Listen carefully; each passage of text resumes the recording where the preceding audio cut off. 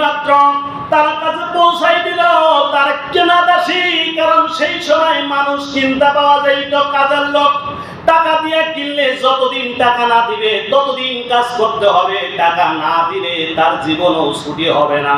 কিন্তু সোয়াইবা সেই মাত্র বলল, ও মুনিব আবু লাহাব, আপনার ছোট কনিষ্ঠ ভাই আব্দুল্লাহ, যাকে আপনারা সবাই ভালোবাসতেন, আপনার বাবা ভালোবাসত, আপনার মা ভালোবাসত, মক্কার সমস্ত আবাল বনিতা বৃদ্ধা, ও নবীর আব্দুল্লাহ, নবীর আব্বা হযরত আব্দুল্লাহকে ভালোবাসত। বলল, আব্দুল্লাহ আপনার ভাই মারা গেছে, এতিম একটা বাচ্চা শিশু সন্তান, পুত্র সন্তান জন্মগ্রহণ করেছে। এই সংবাদ দেওয়ার সঙ্গে সঙ্গে আবু লাহাব এত খুশি হয়েছিলেন, সঙ্গে সঙ্গে ডান হাতের এই শাহাদাত আঙ্গুলি উচ্চ করে বলছিলেন, সোয়াইবা যাও যাও যাও, তুমি এই যে খুশির সংবাদ আমার দিলা, আমার ভাই নেই, আমার ভাই আব্দুল্লাহকে জীবনে কোনোদিন পাবো না, আমার ভাইকে আর কোনোদিন দেখা হবে না, কিন্তু আমার ভাইয়ের তার পরশাতে একটা সন্তান আল্লাহ দিয়েছেন, অন্তত পক্ষে ওই সন্তানকে দেখলে তো আমার ভাইয়ের স্মৃতিটাও চারণ হবে, আমাদের দুঃখ বেদনা কষ্টগুলো আমরা ভুলে যাব।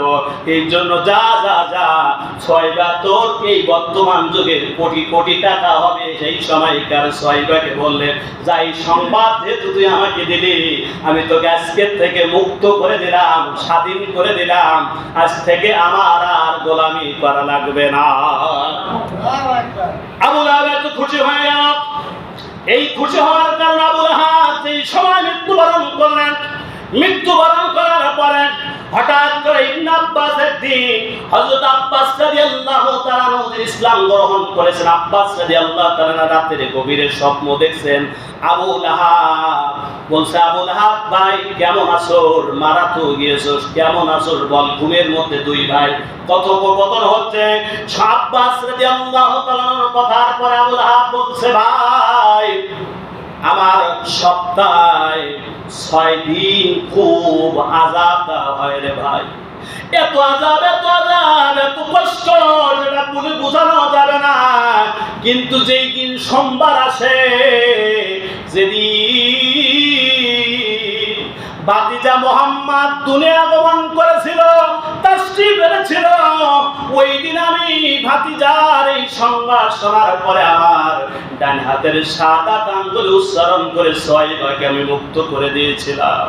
ওই শাহাদাত আঙ্গুলটা আমি সোমবারের দিন যখন গালের ভিতরে ঢুকাই দিই, ওই আঙ্গুল দিয়া এত সুমিষ্ট পানি, এত মধু বের হয় রে, এক টান দেওয়ার পরে আমার মনে হয় বাকি 6 দিন যা আযাব, যে নির্যাতন আযাব, জাহান্নামের আযাব আমার উপর চলছিল, এক টান দেওয়ার পরে আমার এত শান্তি, 6 দিনের সমস্ত আযাব কষ্টগুলো, জাহান্নামের কষ্টগুলো আমি ভুলে যাই। জোরে বলুন সুবহানাল্লাহ।